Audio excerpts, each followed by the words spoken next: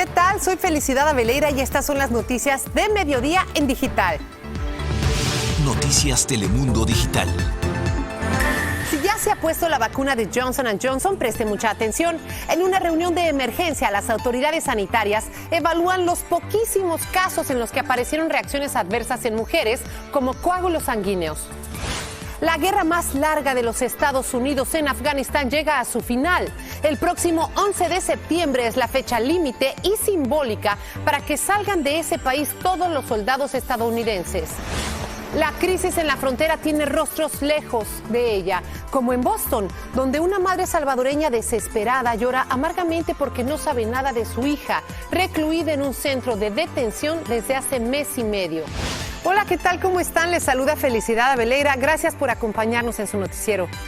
Después de la pausa ordenada por las autoridades sanitarias para que no se siga poniendo la vacuna de Johnson & Johnson, funcionarios de la FDA y los CDC se reúnen el día de hoy para evaluar los datos que se tienen hasta ahora sobre las reacciones adversas, muy pocas, que ha habido a esta vacuna. Esto es lo que dice el portavoz de los CDC.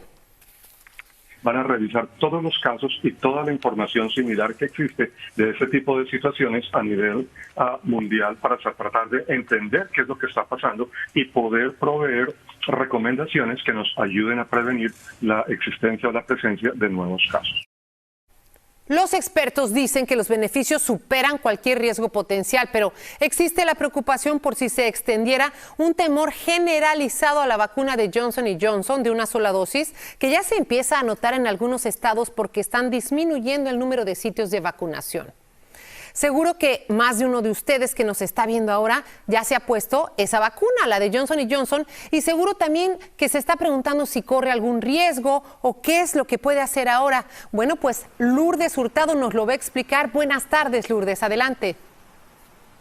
¿Qué tal, Felicidad? Así es, muchas de las personas que hayan ya recibido una vacuna de Johnson & Johnson podrían ahorita estar sintiendo nerviosismo. Sin embargo, las autoridades sanitarias nos dicen que no hay necesidad de alarmarnos ni de entrar en pánico, simplemente hay que estar muy pendientes a los posibles síntomas. Número uno, hay que recordar que de casi 7 millones de personas vacunadas con Johnson & Johnson, solo han habido 6 casos de este raro tipo de coágulos sanguíneos en el cerebro. Estos 6 casos fueron todos mujeres de entre 18 y 48 años de edad que empezaron a presentar síntomas a los 6 hasta los 13 días después de haber recibido esa inyección. Por ello, las mujeres en este rango de edad son quienes más deben estar atentas a posibles síntomas como dolor intenso de cabeza, dolor abdominal, dolor en las piernas o falta de aire. Si usted siente malestar en el pecho o problemas neurológicos como visión borrosa o visión doble, estas también son señales de que debe ir inmediatamente a ver a un médico y decirle que recibió la vacuna de Johnson & Johnson. Ahora, importantísimo no confundir estos síntomas con las reacciones adversas a la vacuna, que son completamente normales. Recordemos que nuestro sistema inmune está aprendiendo a luchar contra el virus y si empezamos a presentar síntomas como de una gripa muy fuerte, dolor muscular, fiebre, esto es completamente normal y normalmente solo dura entre 24 a 48 horas después de haber recibido la inyección. Por último, hay que mantener siempre la dimensión de este problema. Recordemos que las probabilidades de que surjan estos coágulos son menos de 1 en 1.000.000. Y las autoridades nos dicen que si usted recibió la vacuna de Johnson & Johnson hace ya un mes, las probabilidades de que esto le suceda es aún más bajo. Felicidad, regreso contigo. Ay, muchas gracias por esta aclaración, Lourdes. Se confirma la fecha del próximo 11 de septiembre para que llegue a su fin la guerra más larga que aún mantiene Estados Unidos en Afganistán. En ese día terminarán de salir del país asiático los miles de soldados que aún siguen allí. Javier Vega tiene más detalles. Buenas tardes, Javier. Sí, Felicidad, buenas tardes. El presidente Biden está convencido de que no hay una solución militar a la situación en Afganistán y de que Estados Unidos ha estado ahí durante demasiado tiempo. Por eso hoy hace pública una decisión trascendental para su administración. Las tropas regresarán a casa para el 11 de septiembre, en lo que también marcará el aniversario del 20 años del ataque a las Torres Gemelas. Y decimos trascendental porque se trata ni más ni menos que del conflicto armado, la guerra más larga en la que se haya involucrado este país, algo que le costó la vida a unos 2.400 soldados estadounidenses. Hoy día hay 2.500 militares estadounidenses sirviendo en Afganistán, eso oficialmente, pero el número fluctúa y actualmente podría haber casi 1.000 más, eso más 7.000 tropas de la coalición internacional, mayormente de la OTAN. En su mensaje, el presidente Biden enfatiza lo siguiente: Estados Unidos ya no se involucrará militarmente, pero seguirá su trabajo humanitario y diplomático, por ejemplo, en las pláticas de paz, además del apoyo al gobierno de Afganistán.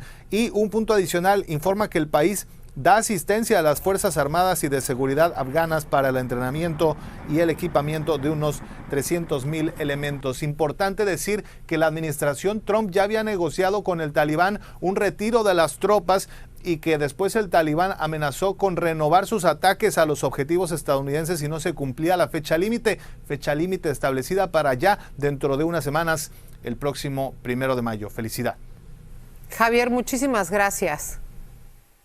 La Guardia Costera ha recuperado el cuerpo de una persona y sigue buscando a otras 12 más desaparecidas tras volcar un barco comercial de 129 pies de eslora, es decir, de largo, en aguas del Golfo de México frente a las costas de Luisiana.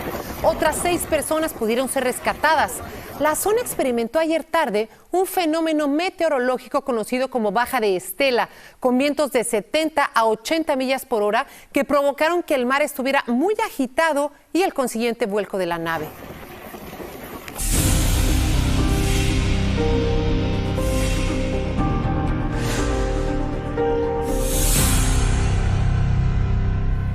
La crisis en la frontera también tiene rostro lejos de ella. En la ciudad de Boston, allí una madre latina llora porque no sabe a dónde han llevado las autoridades migratorias a su hija, con la que no habla desde hace mes y medio. Pero sí lo hizo con Telemundo, y esto fue lo que le contó a Paulo Alvarado. No, señor, no puedo más. Las lágrimas no cesan. Angustia, un dolor inmenso que se siente. Y hoy María no encuentra consuelo. Su hija llegó el pasado 1 de marzo a la frontera entre México y Estados Unidos, huyendo de la violencia. Mi hija ha sido abusada en El Salvador. Ella viene buscando mi ayuda, mi apoyo. Hace 14 años que yo no los puedo ver a ellos. Luego de llamar a su madre y decirle que se había entregado a la patrulla fronteriza, la joven fue recluida en un centro de detención y fue allí que María le perdió la pista por completo. Ya hace mes y medio casi de que yo prácticamente no sé mucho de ella, porque la última llamada que yo recibí fue que me la tenían recluida, no sé dónde. Al cuestionarle a la gente sobre su hija, pregunté que si me podían decir dónde me la tienen, ellos me dijeron que no podían decirme por seguridad. Días después, según María, Migración le pidió varios documentos, los cuales ya envió, pero al día de hoy las noticias no llegan. Sin una luz al final del túnel, ella acudió a la organización Centro Presente para pedir ayuda. El caso de María es el caso de miles de padres que están tratando de salvar las vidas de sus hijos. Una acción de supervivencia que, según Montes, no debería ser criminalizada por el gobierno federal. Estamos tratando de contrarrestar esta retórica, esta narrativa de criminalizar a los padres que traen a sus hijos. Realmente están huyendo del crimen organizado en sus países de origen. Por ahora, y mientras el gobierno trata de contener la crisis en la frontera, María dice que la esperanza es lo último que se pierde. Que primero Dios me la van a dar. Esa es mi esperanza, mi fe, y poder salir adelante juntas. María me decía que la tristeza es mucha y las buenas noticias escasean. Ella espera que el gobierno federal le dé razón de dónde está su hija esta semana. Reportando desde Boston, Paulo Alvarado, Telemundo. Ojalá y se reúnan pronto. Gracias, Paulo.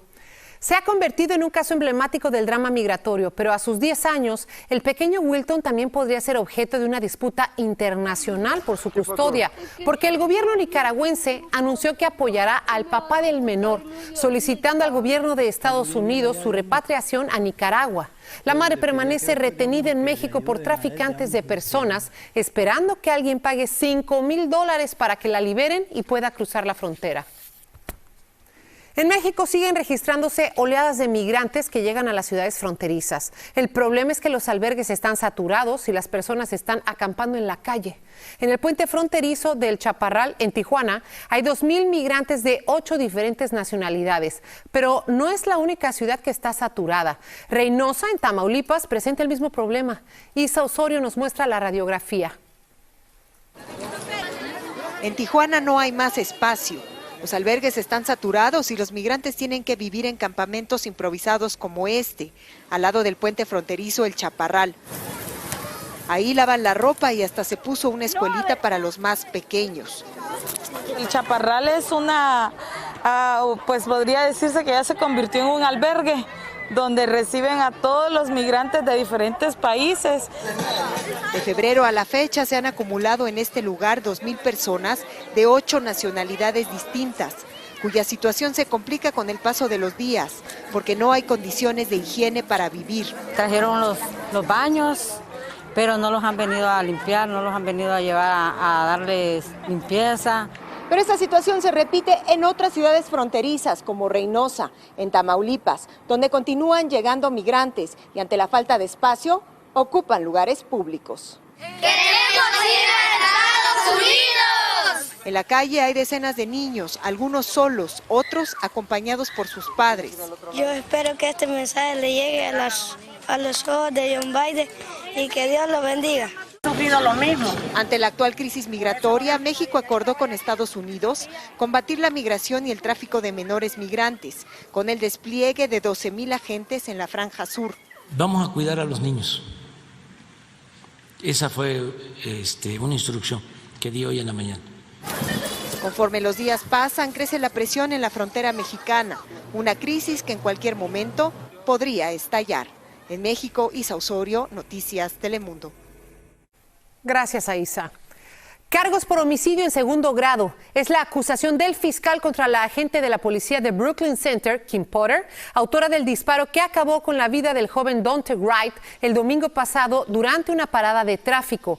La agente dijo que se había confundido al tomar la pistola en lugar del taser para inmovilizar a Daunte Wright durante el incidente, algo que la familia del fallecido rechaza como creíble. Mientras tanto, siguieron las protestas por la muerte de Daunte Wright en Brooklyn Center frente al Departamento de Policía por tercera noche consecutiva.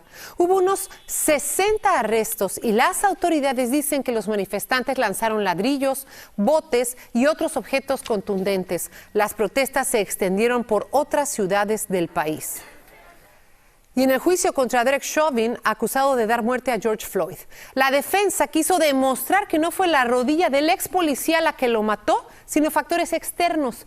Para eso mostró un video de una confrontación en el 2019 entre la policía y Floyd, en la que este sufrió hipertensión y confesó haber abusado de opiáceos. El abogado afirmó que en realidad George Floyd murió debido al uso de drogas ilegales y a problemas médicos subyacentes. Hoy ha muerto en prisión en Carolina del Norte Bernie Madoff, el financiero de Wall Street que recordarán organizó el esquema Ponzi, convertido en la estafa piramidal más grande de la historia. Madoff fue detenido en diciembre de 2008 acusado de estafar $68,000 millones a grandes fortunas e inversores de todo el planeta. Le sobrevive solo su esposa Ruth. Su hijo mayor Mark se suicidó y el segundo, Andrew, murió de cáncer. Bernie Madoff tenía 82 años y cumplía una condena de 150 años de prisión. Solo queda la confirmación del Senado para que otro latino ocupe un puesto clave en la administración Biden. Se trata de Robert Santos, nombrado por el presidente como nuevo director de la Oficina del Censo. Robert Santos es uno de los principales estadistas del país y presidente de la Asociación Estadounidense de Estadística. Y por eso saludo a nuestra colaboradora Paola Ramos. Muy buenas tardes, Paola. Has estado pendiente de esto, ¿verdad? Así es, es un cambio bastante grande.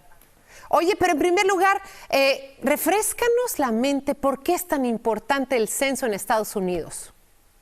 A ver, la Constitución de los Estados Unidos requiere que el gobierno americano cada 10 años cuente cuántas personas estamos viviendo en Estados Unidos, ¿no? Así que de alguna manera el censo es la mejor fotografía que tenemos de quiénes vivimos en Estados Unidos, cuán diversos somos y cómo estamos creciendo como población en el país, ¿no? Y debido al censo, ¿no? Debido a esos números que captura el censo, de esa manera se determina quiénes nos representan en el Congreso y, más que nada, cuánto dinero federal se les da a los estados. Es decir, nuestros puentes, nuestras escuelas, nuestras clínicas de salud se determinan por ese censo.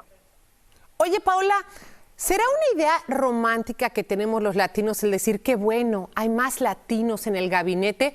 ¿O sí tiene un significado importante para nuestra comunidad que un latino, por ejemplo, esté al frente de esta agencia federal del censo? Es muy importante, o sea, de alguna manera el censo, yo creo, ¿no?, es de las mejores herramientas que tenemos para justificar que existimos, ¿no?, y para justificar lo grande que somos y que nos merecemos ese poder, ¿no? Y es muy difícil el censo porque de alguna manera históricamente los latinos no hemos sido contados de manera precisa, ¿no? 1 de cada 3 latinos en este país vive en vecindarios que son difíciles de contar, y tener a una persona como el señor Santos significa que él nos va a ver, ¿no?, que él va a estar pendiente de cosas que la administración de Donald Trump no estaba pendiente. O sea, acuérdate, Felicidad, que una de las cosas que hizo Donald Trump es intentar preguntarle a las personas su estatus legal. Eso es algo que ningún presidente en la historia de los Estados Unidos ha hecho. Preguntar ese estatus legal significa que muchos inmigrantes no iban a participar en ese censo. Robert Santos puede cambiar eso y va a cambiar eso. Se trataba de hacerlos invisibles y así quitarles pues ciertos beneficios que iban a obtener. Así es que tenemos esperanza de que esto sea una mejoría para nuestras comunidades. Paola, gracias por visitarnos. Ven más seguido. Claro que sí. Gracias, Felicidad. Síguenos en nuestras redes sociales para más noticias y también visita noticiastelemundo.com.